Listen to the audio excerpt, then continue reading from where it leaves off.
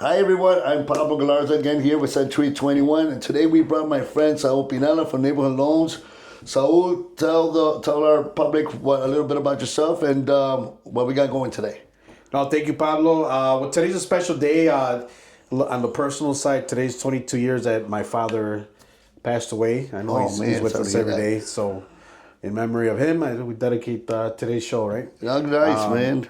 Oh. I've been at Neighborhood Loans for approximately 13 years. I've been helping families in the mortgage business for about 22, 23 years. I don't want to give out my age, but it's been a while. They can tell how old we are with the whites that we got going.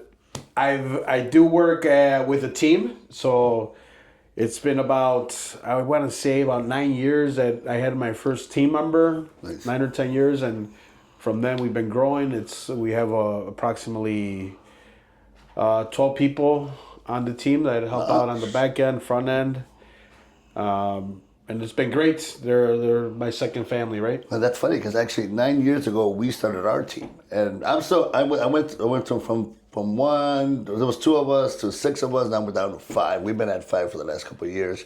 But I guess my thing is I don't want growth. I want their growth with each one of them before I grow the team. Yeah. Anyways, that was just my mentality on it. But that's great. You at the same time, I think you and I, we were both young and whippersnappers back then. And we've seen each other grow. You become a whale in the industry.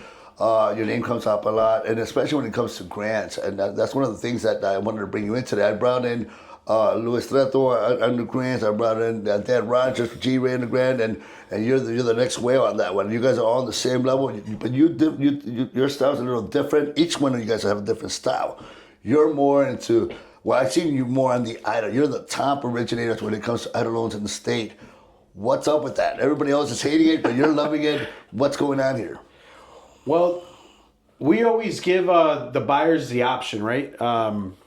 It just so happens that a lot of the families that we help out are in need of down payment assistance. Mm-hmm. Mm-hmm. And they refer their families or friends, and it's a never-ending chain where, we're grateful that it happens that way. We focus on the long game. We help one family regardless of the type of loan. Our business is primarily referral based.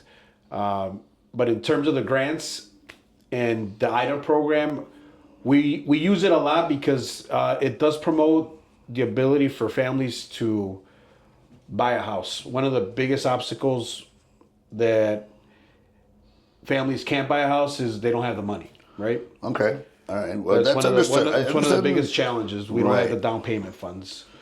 I've seen a lot of families that earn money, but they don't have money saved for the down payment. But the style of grants, I think my issu's been, what I've been getting from this is, they had the program for the college thing where they'll pay off your student loan, which was great, but then everybody frowns at IHDA. Or IHDA has 4 different styles, or some of them are payable, some of them are non-payable. Is there a preference for you on what IHDA, I guess, programs are more important than others? Do you prefer using just only these versus these? Why do you succeed so much in that when everybody steers away from them? I mean, I don't say everybody, but most people do it. You do great with them, and I think you build what I think I built. You build your tree. You plant your seed, and you build your next 3 closings coming out because of the great work you did with them on that grant. I mean, that's my assumption. Yeah. But you tell me where I'm wrong. Well, I personally and the team, we never necessarily steer someone, hey, use this program, right? Okay. Here's the options. We'll give them a conventional, if you're a first-time home buyer, 3% down. This is the rate, FHA, and then here's your IHDA options. Okay. Now, we always ask them, what's your priority? Do you want to save more money per month, or do you want to save more money at the closing? And then from there, if they decide, well, I need more money to save more money at the closing, we'll get into more detail with the IHDA program. We'll go into the $6,000 forgivable after 10 years, the deferred, or the repayable. Now, the forgivable one, the length of the time that gets forgiven is 10 years. So more than likely, you're not going to be in that same loan for 10 years. Right. And then you get a higher interest rate with that one. So majority of the people do not take the $6,000. Okay. So then it comes down to the deferred, which is $7,500 or $10,000 repayable. So the balance there is the $10,000. You're going to get an extra $83 per month. So majority of the families that I see end up choosing the deferred one because there's no monthly payment. So in either case, you're going to probably have to repay them both. So you have to pay the full lump sum sooner or later? Yes. Or is it forgivable after 20 years, 15 years? No. Never? No. So never. you're going to pay that back regardless? You're going to pay it back. I wish there was more options, like when there was the Cook County one where it is forgivable after 5 years. The 20 grand one? Up to 20 grand? Up to 20. Which lasted like 4 weeks? Like, what? It's gone already? Like it just started, I feel like it just started and it was gone. But now, IHDA does come back once in a while with a program opening doors where it's forgivable after 5 years. But that one goes away pretty fast too. So those funds go away. Yeah. So when you look at these programs, I know you said most people don't pick that. What's your favorite one, Amado? What do you think is the most convenient one for most clients that you're dealing with that want that grant? I personally would probably go with the $10,000. It's 0% money that you're getting. Okay. You're getting the $10,000 interest free, and you could pay it off sooner. So you could pay the $83 a month until it's paid off, or how much is that? It's automatically paid off over 10 years, but you could pay it off in 2 or 3 years if you want. Oh, and it's 0% interest. 0% interest. And it's prorated. So is that prorated? No, the $6,000 is prorated. Okay, so this 10 grand that you're paying back. Let's say whatever payments you're doing it. If you don't, let's just say you're not done paying it, but you want to refi, they don't prorate the amount you already paid towards it? No, it is every month. The $83 goes into the $10,000. Okay, all right. So it is it's prorated. So how much you pay so back in year number 5, if you're paying the minimum, you owe $5,000. Okay. So it is prorated up to the 10 years. Yeah. Oh, okay. I got it. Well, that sounds pretty good. I mean, you're getting the loan, you're paying it back 0 interest, free money, but you got it up front. Yeah. And if you want to pay extra, you could get rid of it sooner. Okay, and why are you guys so huge on this? I mean, because I saw your award winning on this on state, which is amazing. Now again, you're the whale on this stuff. When people kind of push it away, like I don't like this payable back stuff, you guys are focused on it. What do you see on this? So I think it's grown because families that we've helped. Hey, I was able to buy this house with only 1% down. They tell their friends and family they want to do something similar. Okay. We get also a lot of phone calls from being on the IHDA website. They publish every year the top loan originators in the state. Okay. We've been on there for quite some time, and we get a lot of calls from that source as well. So one IHDA closing might give you another 2 IHDA closings. Yeah. From 2, so it's that seed we're planting. I know you mentioned earlier, and same thing with me. You know, it's all referral based. I think one of the statistics was if you're an agent or loan officer with 47% referral-based business, you're doing phenomenal. I think I'm like 90-something right now. Where are you at? Have you measured that to find out what your referral closings have been at and what percentage you're at now? Overall, I would probably say something similar to you, over 90%. Yeah, it's amazing because, and it all stems from some businesses that we seem to push away. Like I was telling you earlier about Redfin, they're wanting 40% or Movado, they want this. And we're like, well, at first we kind of frown at it. Like, well, what are we taking home? We still got to split that. And I tell my agents, it's a seed. It's a seed we're planting, right? We start here, we get to know the person, we build a relationship, and then from there, we get 2 more people and 2 more people and whatnot. While everybody else kind of, I'm not going to give nothing. I'm not going to do less than 2.5. I'm not going to do less than 3%. We seem to worry more about building that referral base. One of the best advice I ever received that really helped me grow as a loan originator, as a person, was that don't focus on what you're making. Yeah. When you focus on serving the people, the money will come eventually. Yeah, and same thing. Don't focus on what you're making, focus on what you're building. Yeah. And you're building a legacy, you're building that foundation. And going back to the grants, I think for loan officers, the grants help you guys. For us, it's just making sure we know who to go to when they need these. Now, IHDA's been a big fortitude for you on there, but what other grants do you see have been successful in getting them out there and what do you see coming in the future? Well, we work with other counties too. Like Will County has a great grant program. They currently ran out of money, but they were providing again. Ran out of money. Yeah, but it comes and goes, right? Yeah. But they're up to like $25,000 in assistance. There's programs for Kane County. I helped one family. They got up to special houses where the county sells. They got up to 50,000. Lake County has some. So what do you do with that? It says goes to the down payment. It goes to the principal. Goes to the down payment, yeah. So the principal plus the closing costs, I'm assuming, right? You could kind of maneuver it in certain ways where you apply X amount of money towards your down payments and then the difference for your closing costs. Give us a scenario. Let's just say someone just bought a house over there for $350,000, and the down payment was 10%. That would be $35,000. Yeah.